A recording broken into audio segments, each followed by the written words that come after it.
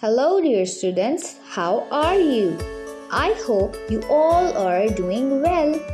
So students, today we will learn about positions like before, between and after. Observe the picture carefully. And do you know the position of the animals?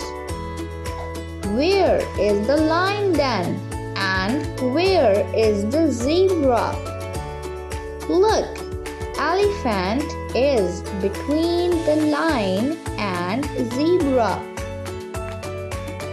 The elephant is next to the lion and the zebra is next to the elephant.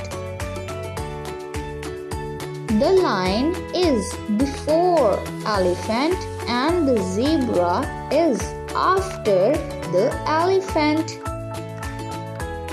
Now encircle the object that is between and tick the one that is before and cross the one that is after.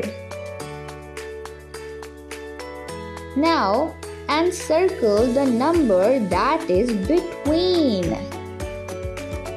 Now encircle the number that is after. Now encircle the number that is before. So students, I hope you like this.